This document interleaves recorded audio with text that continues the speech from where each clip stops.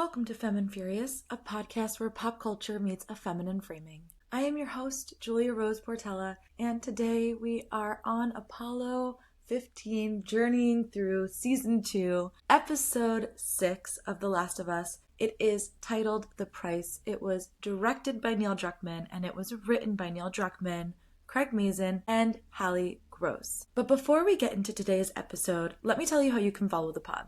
You can subscribe on Spotify or wherever you get your podcasts. We are on all major podcasting platforms. You can also watch every episode on YouTube or on Spotify. You can follow the pod over on Instagram at FemmeandFuriousPod. You can send me an email. My inbox is open if you just want to send me like tear emojis about this episode of TV. I'm here for it, okay? You can send me an email at femmeandfuriouspod@gmail.com. And you can also join the 2Femme 2 Furious community. It is $10 a month, and that gets you a Femme and Furious fully loaded bonus episode, gets you 15% discount on merch and live events. So merch is officially live, active, and kicking. It took me a minute to get it all up there. So I will tag a link in the show notes to get you to the shop if you want to go and shop,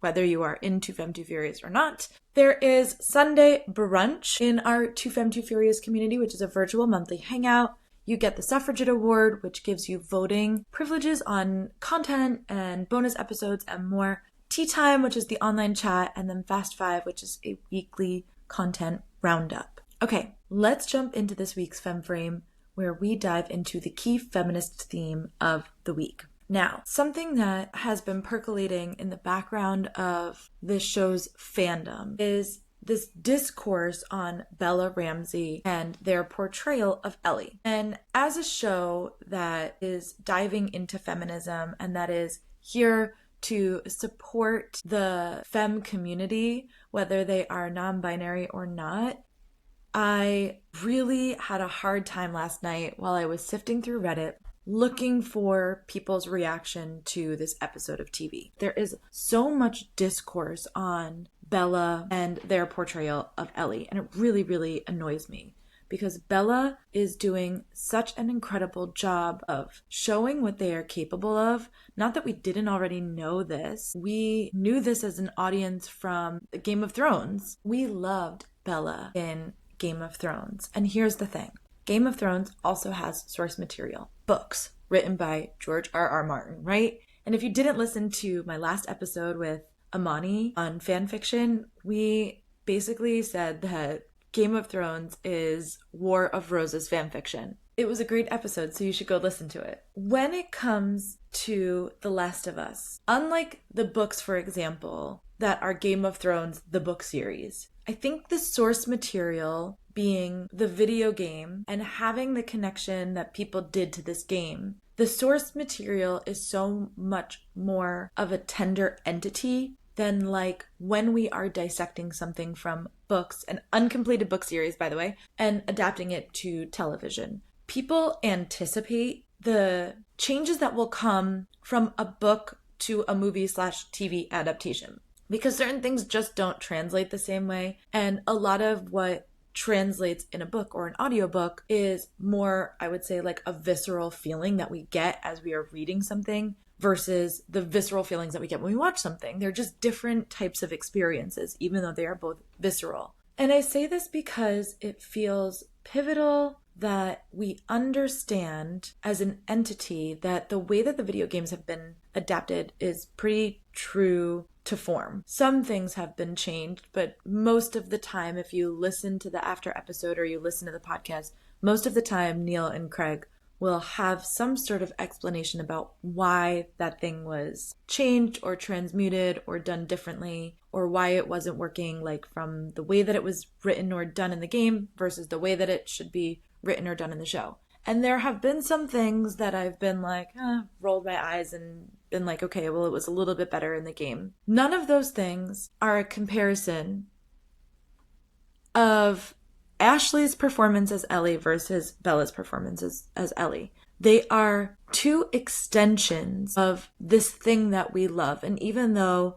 there is an original Ellie that is Ashley's portrayal in the game. Bella has done such a phenomenal job of taking this character, taking their chemistry with Pedro Pascal and morphing it into something that is such an incredible performance, and to consistently see feedback. Going back to season 1, where I thought Bella was incredible as Ellie as we went through the journey of season 1, to consistently get this feedback that Bella is not performing to the standard that people want or expect or demand is such an incredible dismissal of the performance that we are receiving, which has been demonstrative in how much Bella Ramsey as an actor can portray. Over the course of the season, they have done rage, they've done love, they've done grief, they have done sorrow, they have done anger. And so last night, because of my circumstances right now, because I have to turn these episodes over really, really fast, I was on Reddit last night and I was just looking through people's reactions and responses to this episode of television and was really disheartened and almost disgusted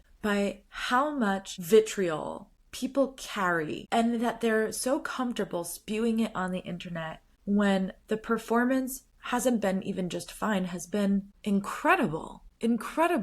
Different than Ellie of the game, fine. That's fine. But not a lacking performance at all, especially if you are going with Bella's face acting.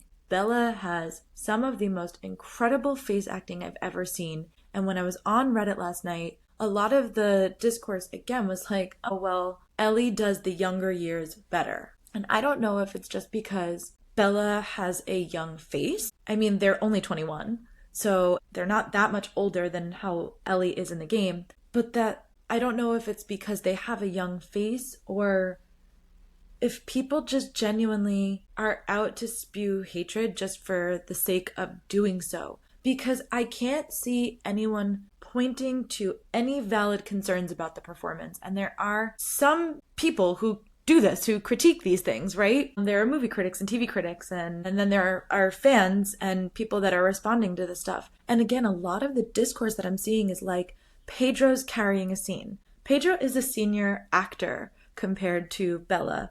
Pedro has been doing this for years that can't possibly be under Bella's belt yet because they're not old enough to have had that many years and still, I mean, have had many years of experience through their work in HBO with Game of Thrones. So also, not just a child we've plucked off the street to do this role. Somebody who has some serious acting capabilities and who thrives in this role. I really think that you can see their connection to this character. And I say this because there doesn't feel anything more pertinent to me on a show about feminism than defending the performance of a non-binary actor who is portraying a young woman, and that we are so quick as a collective to absolutely just cut that performance off at the knees for no critical reason other than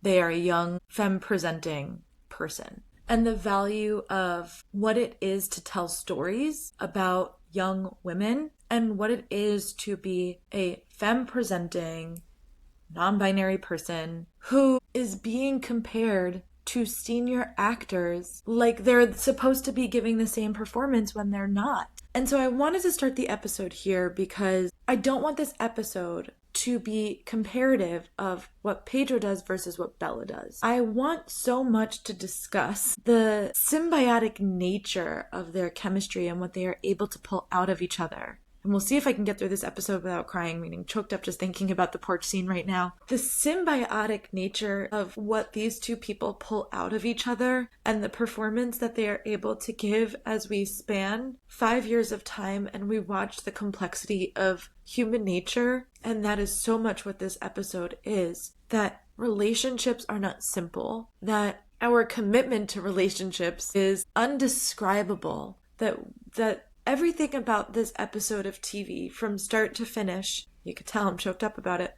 is the most raw depiction of human nature. And so to then be on Reddit where I'm just trying to get some quick fan reactions before I can get into the episode, it feels important that we understand in an episode of TV that is all about the rawness of human emotion, that we understand that the people who are receiving this criticism are real people. And I don't know what Bella Ramsey's mental, capacity is for taking in criticism, but I do know that it must weigh on a person to understand that this discourse is out there and that we, as fans of the video game, cannot let go of an original portrayal to accept something beautiful in the revision of what it is, or the extension of what it is. And that at the end of the day, how hurtful it must be, I don't know what their opinions or thoughts about this are, but how hurtful it must be to be a young non-binary actor in this world, landing a major role, not just one, but 2 major HBO roles, and have people compare your performance and then criticize your performance with your male counterpart, and that he is the one that carries the scene, and not in what their relationship has been together, what they've gone through together through these characters, but also if you have ever watched any interview with Pedro and Bella, if you've ever seen them on the runway together, you can tell that Pedro Pascal, somebody who is so humble, so loving, right? Like, we love Pedro as women because he is clearly a safe man. And Pedro has a trans sister. They're very open about this. He's brought her to the red carpet for events and things like that, and is such an ally, an advocate in the trans community, to which non-binary people fall under the sort of trans umbrella. And I think when I intuitively sort of watch their relationship off screen, what I see is that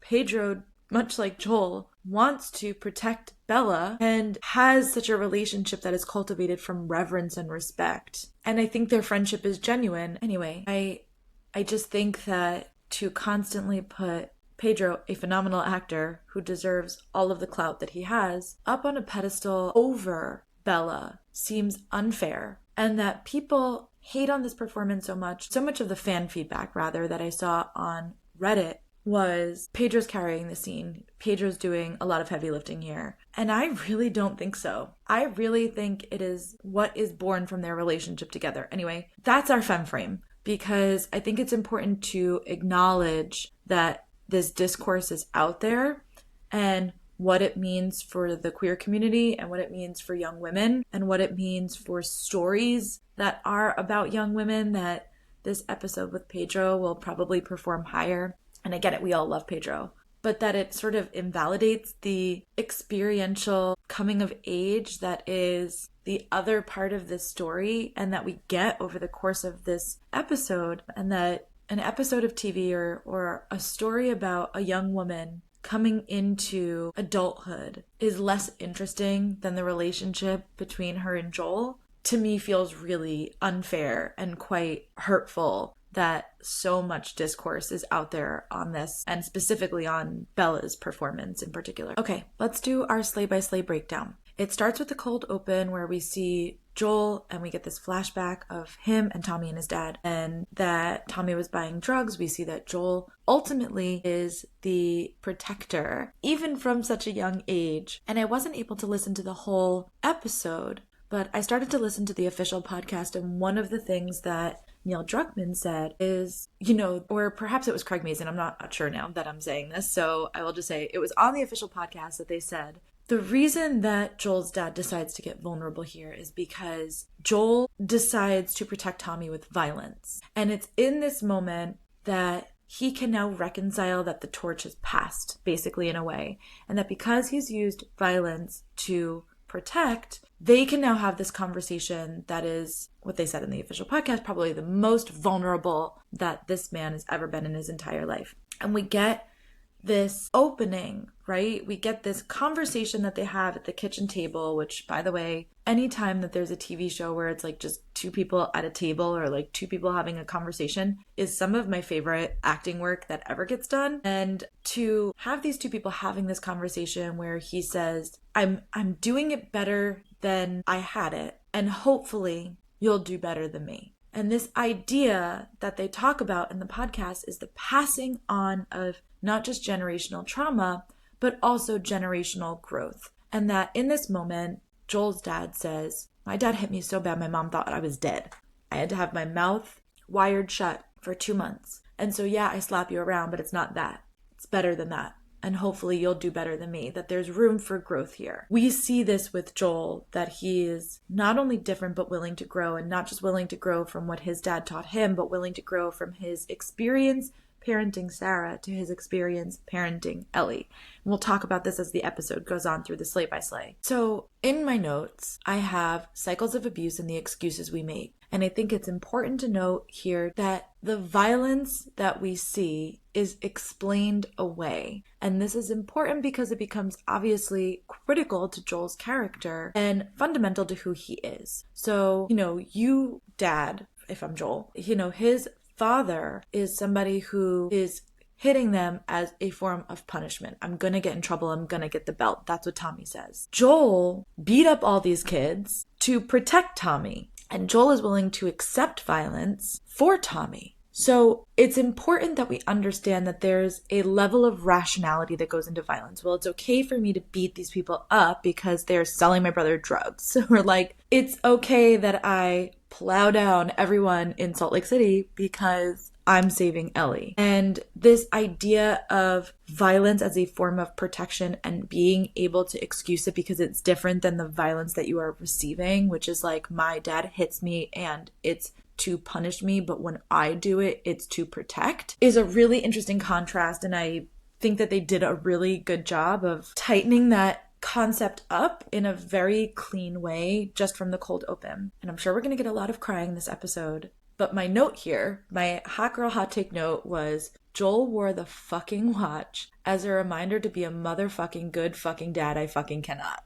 That was what I was typing as I was sobbing watching this cold open when Joel's dad puts his hand on his shoulder and it just zooms in on the watch, this token and embodiment of what Joel has been as a parent, and understanding that there's a backstory even to this thing that we've had since season 1, episode 1, that he wears this watch, Joel wears this watch as a reminder, born in this conversation, to raise Sarah better than his dad raised him. I thought that was perfect. No notes. I had no notes about that. I thought that was great. I thought that was human. I think people do things like this all the time. People carry photos around. People carry things with them, that little mementos that remind us of who we are and where we've come from. And I think that there's something in this, the legacy of what this is. It was my father's watch. I had this conversation with him once about being able to do it better and what that means, and the fact that he does then do better, and he does even better with Ellie than he did with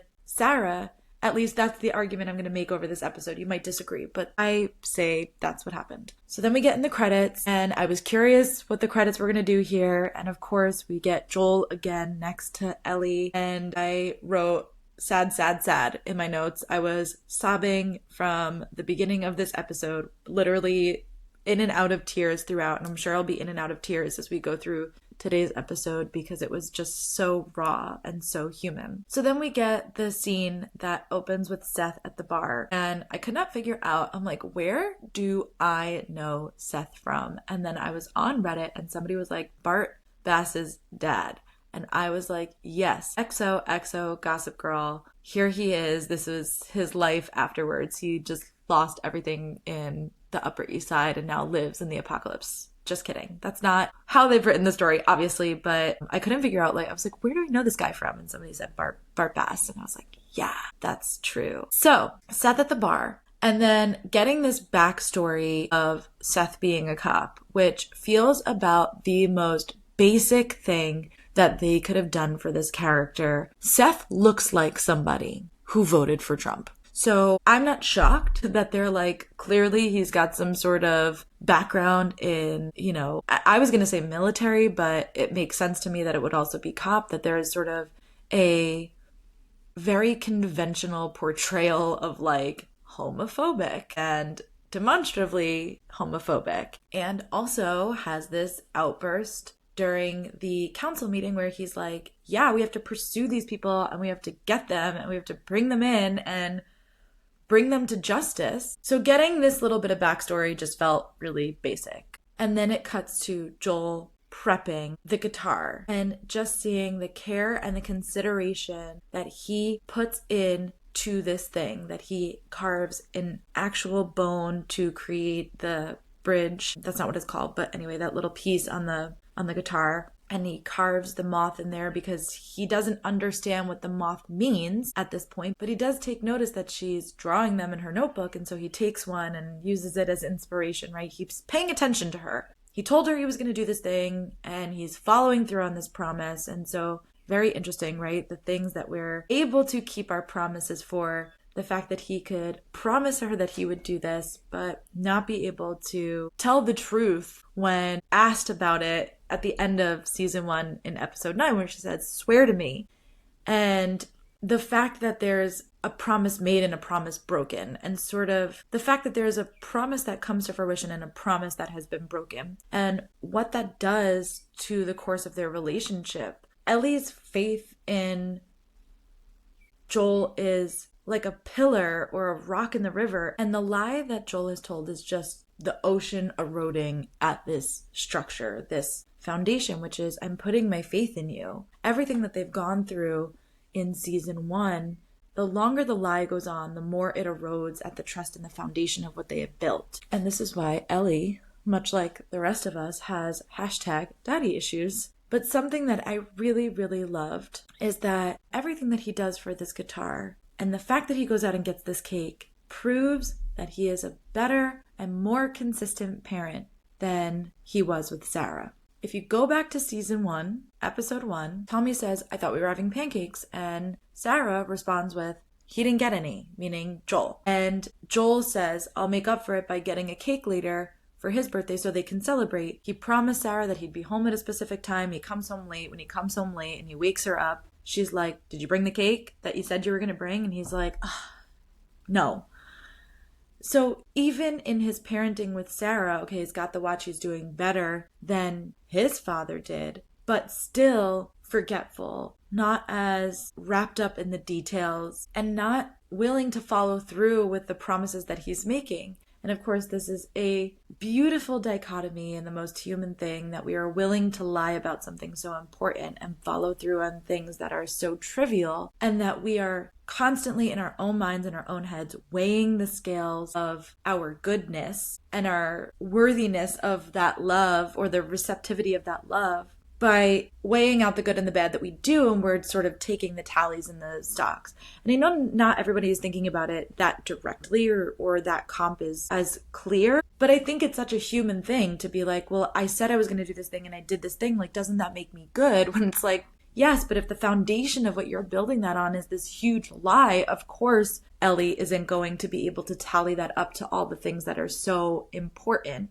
that you're doing here, that would hold so much more weight if she would have known the truth. And his inability to be able to let go, and the most human thing, that when a child is 14, and I have a 14-year-old sister right now, she has her own autonomy, and yet there's still a youthfulness about her. And there is something about the rite of passage as we get older to stop memorializing our parents and to start recognizing that they are people, that they're flawed, that they're not perfect or idealistic or whatever it is that we think in our sort of youth-like brain. And I think it's important to understand that Joel gets 2 goes at this. He gets his opportunity with Sarah to be better than his dad, and then he gets his opportunity again with Ellie to be better than he was with Sarah. And then we get that Ellie's burned herself, right? This is, I'm pretty sure in the game it's an acid burn. I could be wrong about that, but I'm pretty sure in the game she has an acid burn. And we get this scene with her and Tommy and Joel where she says, I was alone. Basically, I pulled my sleeve up and I burned myself on something hot. And then she had this disgusting line. You could see like my face contorting here, where she's like, it smelled like pork. And she's on painkillers. And the next day, when he's playing Future Days for her, something that is so important from the game, he ends that sequence by saying to her, I understand that this weight of what she carries of now having to keep her arm covered at all costs so that people don't understand that she's immune or that she's been bit. And she says that it's because she wants to wear short sleeves again. And I think that that's a part of it, but also that there's some desire in her to like burn this out of her that once again, and you see it throughout this episode, and I've said it before in the beginning of my coverage of this, Ellie's purpose, dictated to her by Marlene, by the way,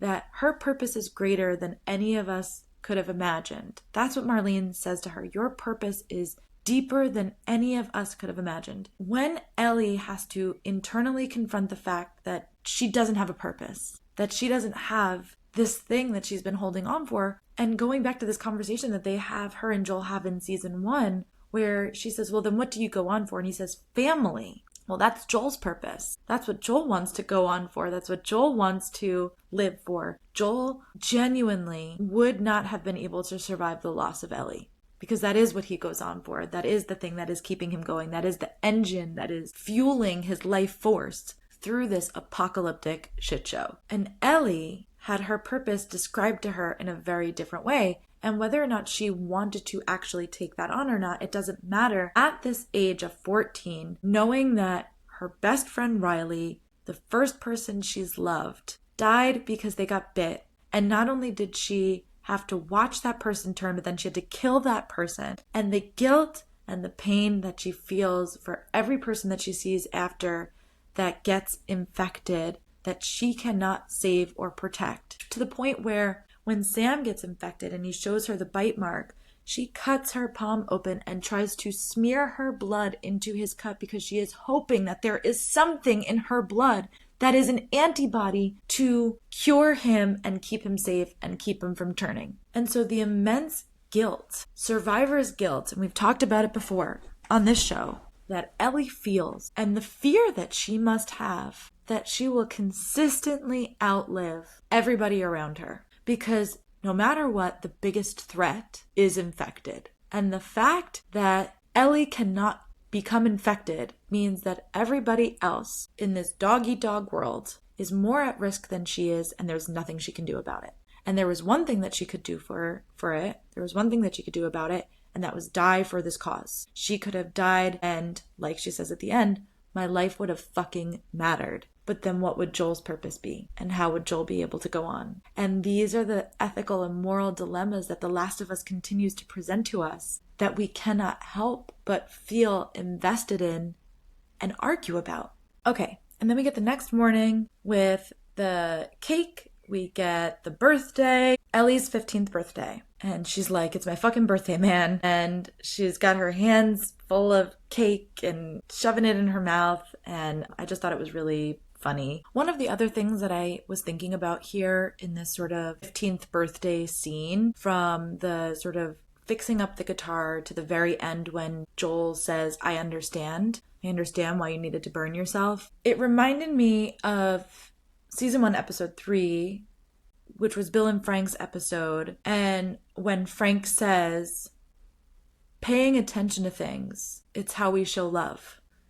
And the fact that this is a theme that emerges here that is so poignant because Joel is paying attention to Ellie. Joel does see her. Joel does know her. Joel wants to continue to know her, wants to continue to build a relationship with her. He doesn't understand the moths. We learn that later. He doesn't get them at all, but he knows that they're important to Ellie. So he carves one on the guitar. He knows that this moment that they shared on their way to Salt Lake City was important. So he shares the guitar with her. He knows that playing the guitar for her is going to be important for their relationship. He's disclosed to Ellie that he wants to have a sheep farm. And then he's like, well, just kidding. When I was younger, I wanted to be a singer. And we see here, he's terrible. He's quite fine at the guitar, but terrible singer. And she's like, it's my fucking birthday, man. And they share this moment.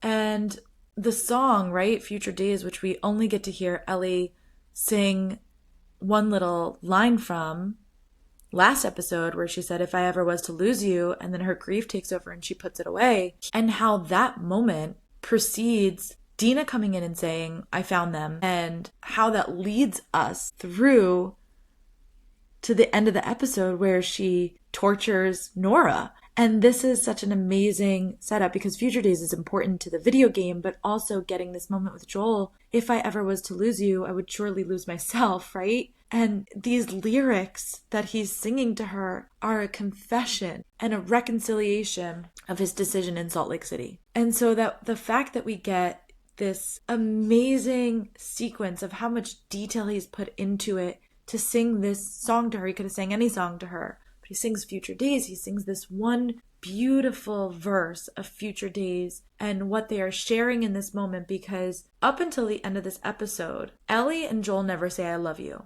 but they say I love you in many, many ways. And this is one of those ways where he is saying it to her in a moment and offering her a space to connect over something that they have shared and pulling that together and like, don't you see the web that we are weaving? Don't you see the thing that we are creating? And of course, then the despondency that we get when we realize how this thing that they are weaving together, that Joel is so desperately trying to weave together, is fraying at the edges. But that in this moment, right here, as he sings Future Days to her, as we have this echo of Bill and Frank when he says, paying attention is how we show we love. This is the meat and potatoes of the show. This is what creates rich storytelling. This is what helps us understand all of Ellie's rage, because even though it's frayed at the edges, it is still something they have created together.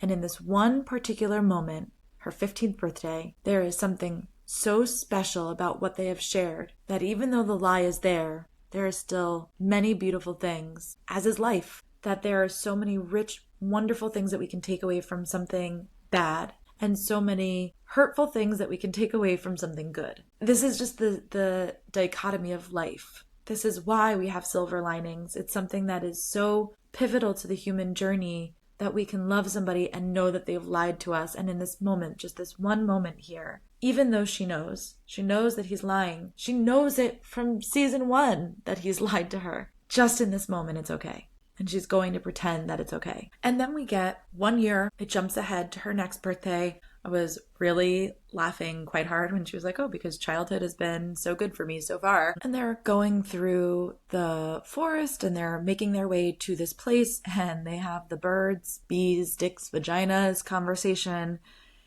And this comes from the game too. Joel says something similar to Ellie in the game where he's like, I have a keen eye for these things. And she's like, yeah, I don't think so. And in the game, it's more subdued because of the way that Ashley portrays it. But here, Bella is almost entertained by how obtuse Joel is, because Joel does pay attention to the details of Ellie. Joel does acknowledge things about Ellie, right? And again, attention is how we show we care.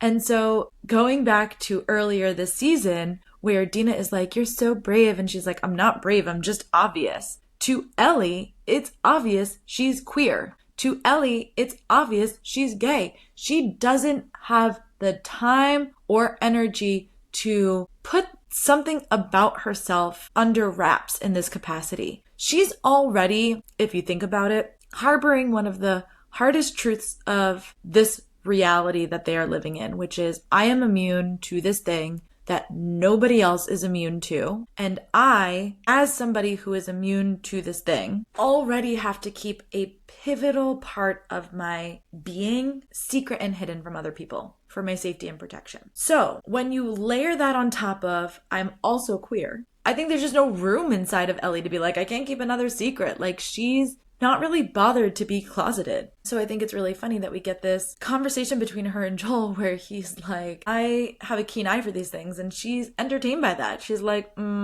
yeah, might have it for other stuff, but you don't have it about this, because once again, to Ellie, she's obvious. It is obvious that she's queer. Then we get a scene from the game, literally right from the game, which is, I'm on a motherfucking dinosaur. And it's one of those things from the game that just sticks with you. It's so key to the game in that moment, and her climbing up and being on top of it, and just the joy, the absolute joy of what it is to be 15 and to still be youthful and to still be connected to this part of yourself. And again, paying attention to the details is how we show love. So bringing Ellie into this museum where they have the diorama of the solar system, and he goes, somebody must have greased it. He did. He came and he greased it because he knew that she would want to experience it, and she looks at him and there's so much love and reverence between the two of them. My literal note here is Bella's face is fucking incredible. She is so awestruck and enchanted by moving through this museum and seeing things in this capacity, especially all of the space stuff, because we know from season 1 that Ellie loves space. And then we see Apollo 15 and Joel says this is the one that actually went to space. And to see it overgrown, this was something that was just like a personal note for me. Stuff like this is where I find the apocalyptic storytelling the most incredible or the most interesting, because when something is in a museum, which is what they are walking through, we are, as a society, having museums, keeping our artifacts and our history in pristine condition to preserve it. It's a preservation of types. And so this thing that actually went to space is sort of like rusted over, overgrown with leaves and nature. And to see something that we currently in our modern society that we would value as a piece of history that must be preserved, to see it just so overtaken with nature and like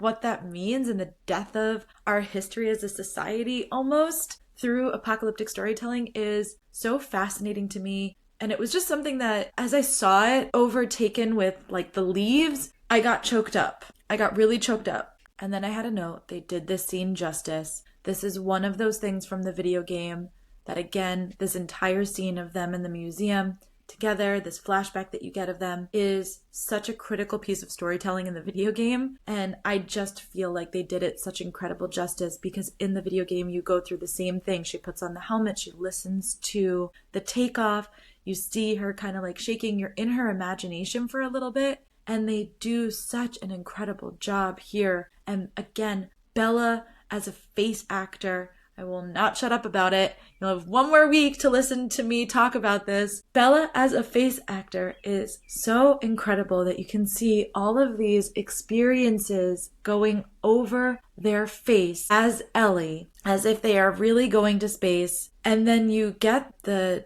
cut to Joel, who is looking at her and has the single tear because there is nothing that makes him happier than making Ellie happy. He even says, did I do okay? He's nervous. He wants to impress her. He wants to make her happy. And she's like, of course. And that is the satisfaction of his lifetime, that he gets to do this for her and provide this for her, and how incredible that is. And then as they're walking, okay, I just have like a little sidebar, because were those spores? She's looking over the water and he's kind of like, what? And she's not like, there's something weird over there. And they don't really draw attention to it. And then they didn't talk about it in the after episode. And I haven't finished listening to the official podcast, so I'm not sure if they'll talk about it there. But like, was that spores? Was that spores out in the world? Because I wasn't sure what that was doing, what the heavy lifting was there. Okay. Then we get 1 year later. My notes here are hysterical. Joel finds out Ellie's gay! Exclamation point. So this is now her 17th birthday.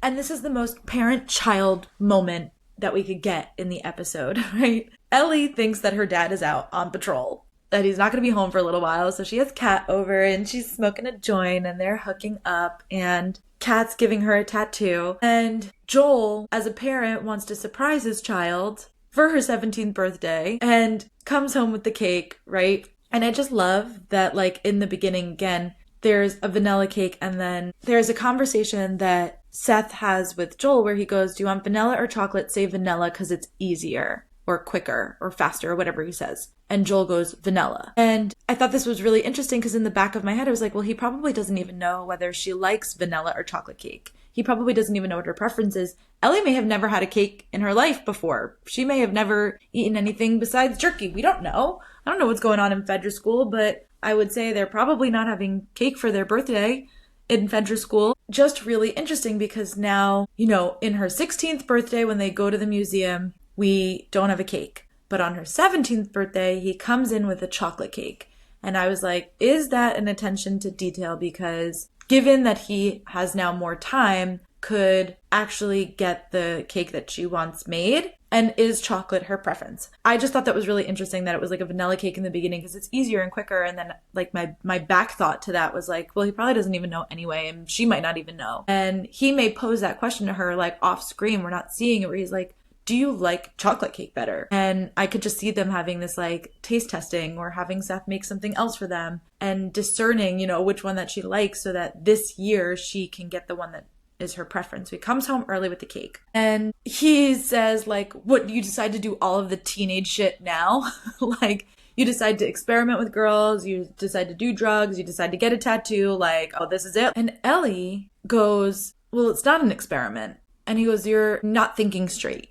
Like, we'll talk about this later. And he sort of dismisses the conversation. And he's up at night thinking about this fight that they've had, because the most important person to him is Ellie. And Ellie is so desperate as this, again, this lie is building up behind her eyes. The pressure is there. And just because we haven't seen it on screen, we already know that that doubt was sown in her from last season. It's portrayed perfectly last season.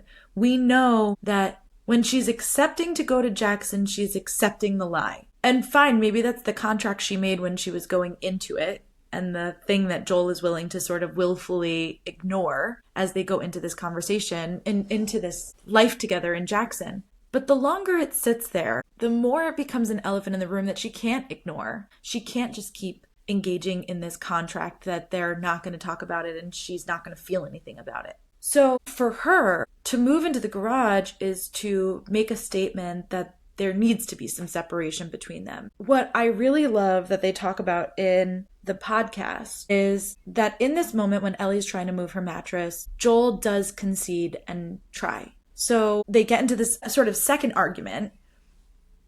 And he's like, you can't go out there. It's cold. It's not insulated. Like, there's no heat. You're going to freeze. Like, and she's like, fine. And she's all frustrated. And he goes, okay, can you give me a couple of days? And then as he helps her to get the mattress back on the bed and agrees, like, I'll help you get out of here. You want some space. You need some space. You're 17. Okay, I can do that for you. I'll help you. I'll go create the garage and get it where it needs to be so that you can go stay out there. And then he asks her about the tattoo. And he asks her if it hurt. He asks her, you know, what do the moths mean?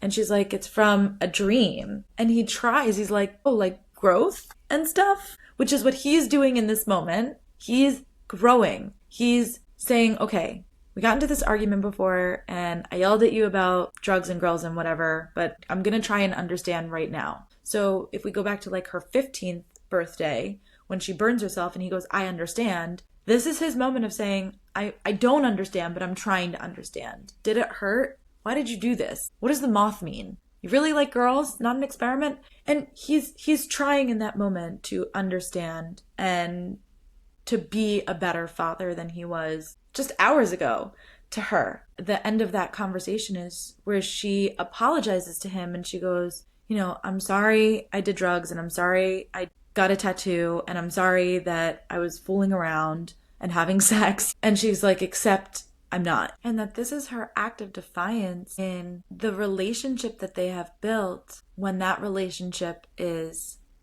encased with a lie. So I really love that scene. And then we get the scene from Gail with Joel and Gail where she's like, what am I, Lucy from the fucking Peanuts? Which that line had me cracking up. And she tells Joel that the moth symbolizes death. And the moth symbolizes a lot of things, okay? As somebody who works in metaphysics and is dealing with symbolism all the time, I was kind of like surprised to hear them say that moth is death, but this is how they are drawing the symbolism forward in this story. So we have to just say moth equals death, okay? And why would Ellie be obsessed with death, right? What is that about? And I was trying to understand their depiction of this as a symbol. And here's what I sort of came up with. That the moth is drawn to a flame, right? We always say a moth drawn to a flame. That there is a singular thing, light, a beam, a beacon, the flame, that draws this thing into it. And oftentimes for the moth, that is its death. That is the end of the moth. and that it's inevitable. It cannot help but come this way, but do that thing. And I think that Ellie having this dream, and we don't know what the dream is about the moth, but the fact that Ellie keeps having this dream about this moth, or that she's obsessed with moths, is that there was a singular purpose that she was driving towards, to be the person from which the cure for this infection could be found, and that she gets to that beacon, she gets to that light, and she does not die. And what that does for her and what it does for her psyche. And listen, I don't know if that was their thought process when they were creating this, but that's sort of like my takeaway of what is the moth and what is it supposed to be representing here. If moth represents death, and the death of a moth comes from it following its path to the flame,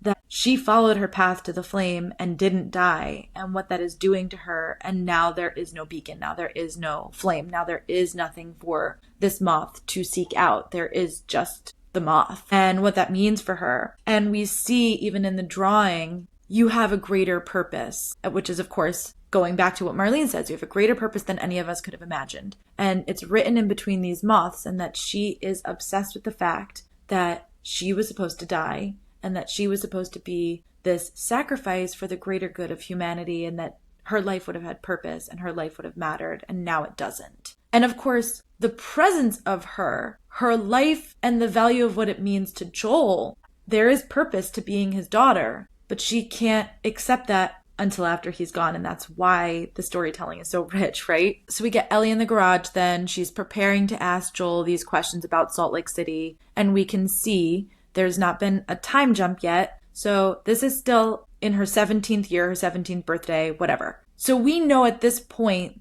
that she's had this sort of falling out on her birthday with Joel, that she's already got these questions percolating in the back of her mind. And I've talked about it before, and I'll say it again. A woman's intuition is bar none. She knew in the first moment that he was lying to her, and she knows it here. And that feeling doesn't go away. That feeling continues to gnaw and nag on you until you say something, or until it comes to a breaking point. And I've also said this before. What Joel tells her at the end of season 1 makes no fucking sense. He's like, we were attacked by raiders. There's dozens of other people who are immune. We had to get out of there, yada, yada. Like all of this stuff, and it doesn't add up. It's just so disconjointed. And we see actually in this episode what an incredible liar that Joel is. So the fact that he can't put a good lie together to sell to Ellie in that beat after Salt Lake City when they're leaving and she's sort of waking up, especially because she's been drugged and she's under anesthetics. So the fact that she comes to and he still hasn't put like a good story together either tells you how traumatized he is, or tells you the fact that somewhere subconsciously he wants her to be able to poke holes at it and know that he's lying about this thing. So when she's saying these stories, she's like, well, if there's dozens of immune people and we get cut off. But she asked the questions like, if we were attacked by raiders and you had to hold me the entire time, you know, how did we get out? And if they got us with that smoke bomb a mile before we even got to the hospital, how is it that raiders got into the hospital? How did they even get close enough to get into the hospital? So she's poking holes at all of these questions because despite what they've done with her character this season, Ellie is quite smart. And she knows that the math ain't math in here, that it doesn't make sense, and that it's not adding up to a story that is cohesive altogether. And then it just sort of skips right over her 18th birthday. And I'm curious as to why they skipped over her 18th birthday, but I'm wondering if that'll be a flashback that we get in next season, or maybe even next episode. I'm not sure, but it seems weird that they would do 15, 16, 17 and then skip over it till now. And then we see the scene with Joel, Ellie, and Eugene, where we see Adam getting dragged by a horse. We get Ellie pushing back. She's like, I'm not your fucking kid. I'm your partner. We stick together. You know, you're my back. I'm yours. And once again, through the empathy and the understanding that we have of Joel, I literally have a note that was said, man, I feel bad for Eugene, but I low-key agree with Joel. What does this say about my ethics? And I think this is what the show tries to pose again and again, because bringing somebody who is infected, who doesn't have much time, even if they say he's got time, now that means that they have to be on horseback. He's got to be either on horseback with Joel or with Ellie. And fine, I mean, I guess that you can put him on horseback with Ellie because she's immune, but Joel's not going to do that because he's not going to allow Ellie to be in harm's way in any capacity. So what choice does Joel really have here other than to say they're going to walk him back, but by the time they walk him back, he might not have much time? I thought it was interesting that Eugene says the cordyceps makes you cold. I also loved that he was like, I need her last words for me. I don't need to give her my last words. I need her last words. I need to know how she feels about me. I'm dying. I'm terrified. I need Gail, please let her face be the last thing that I see. And then we get, once again, Joel's excuse. I had no choice. It was the right thing to do. I had no choice. And then she witnesses Joel lying through his teeth, not just to her where he promised her,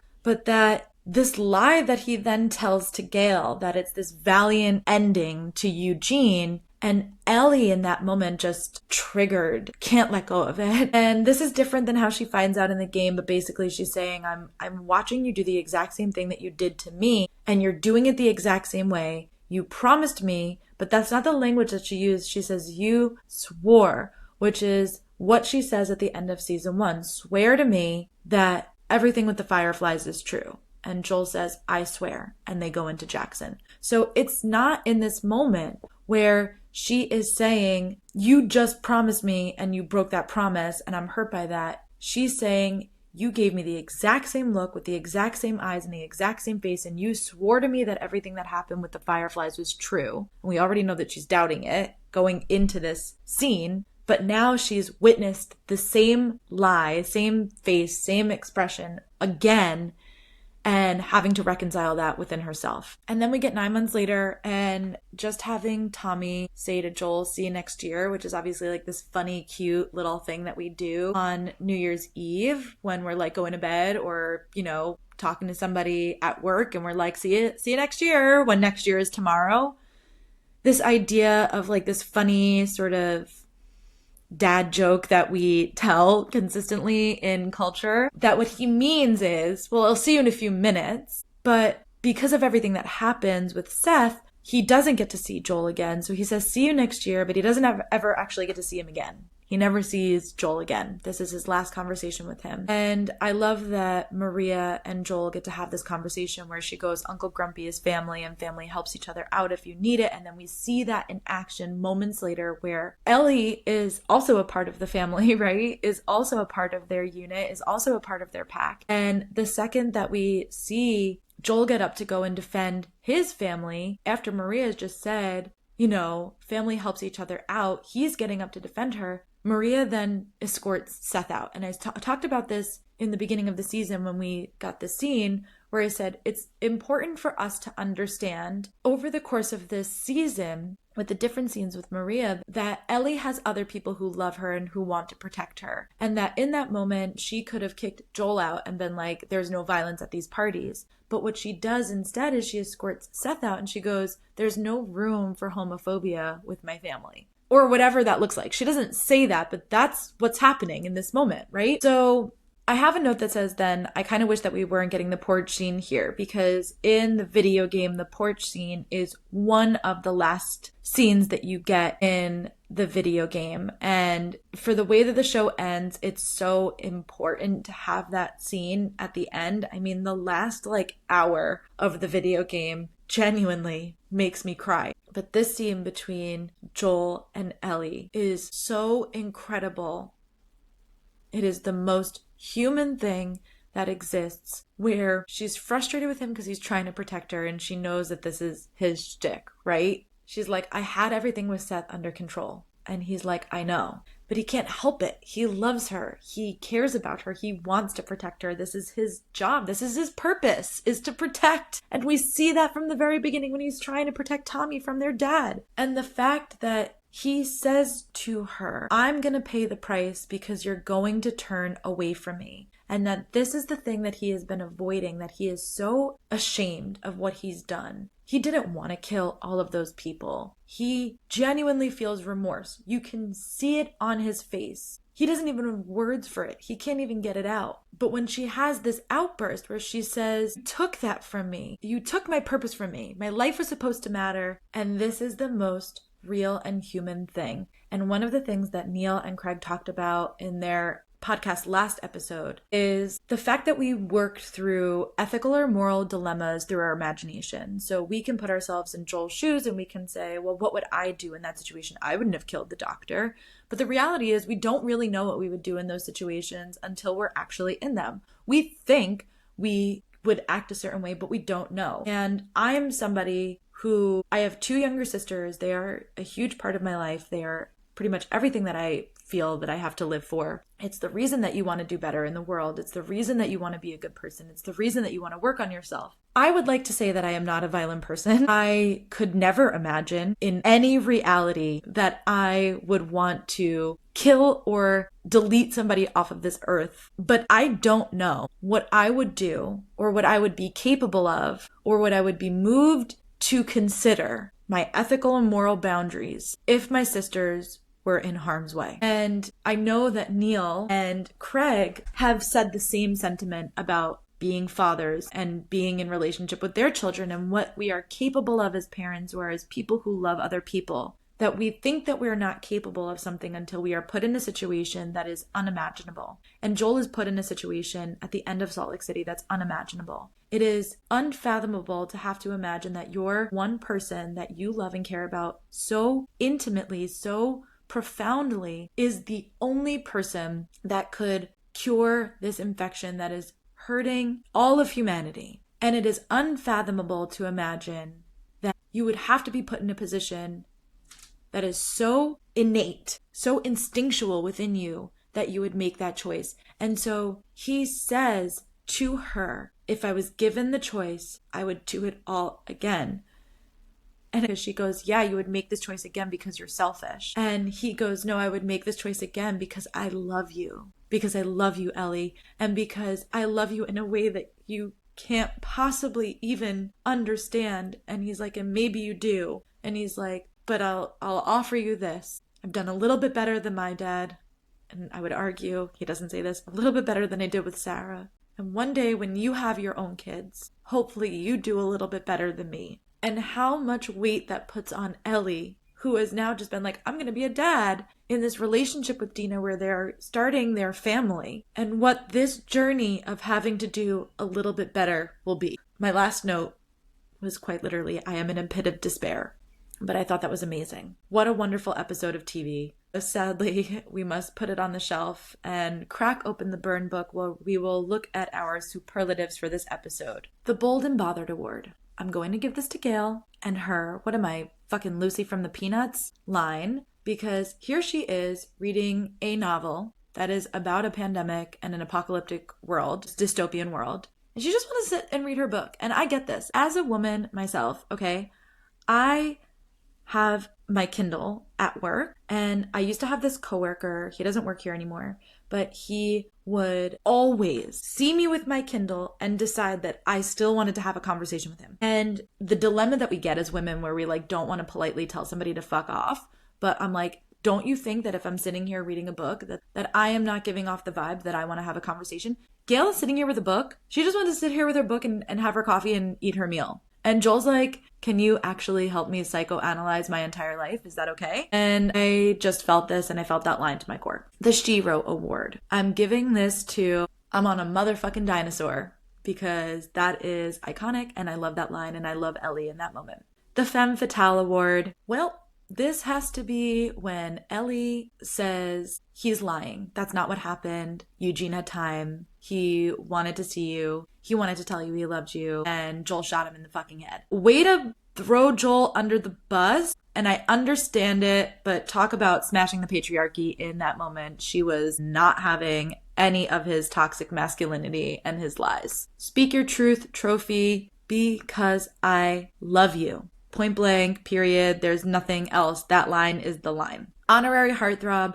Literally everything that Pedro Pascal does, in and off screen. Everything that he does in this episode as Joel. All of the attention to detail. That single tear that he is going down his face when he sees how happy she is in Apollo 15 and he goes, did I get it right? Everything about him in this episode, honorary heartthrob, 12 out of 10, no notes, will go down as one of my favorite performances ever in history. Thank you and good night. And that's it. That's our episode. That's Femme Furious this week.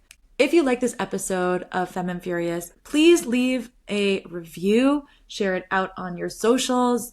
You can subscribe. Literally anything will help to grow the podcast at this point. I will be back on Thursday with The Lost Books of Jess. I don't know if you've ever heard of her. And we will be having a conversation about what it is to create joy in our hobbies and in community. And then I will be back next Monday, the last episode of The Last of Us Season 2. I can't believe that this is almost over. And then starting in June, we will be doing all of Emily Henry's books. And until then, I hope you do a little bit better than me.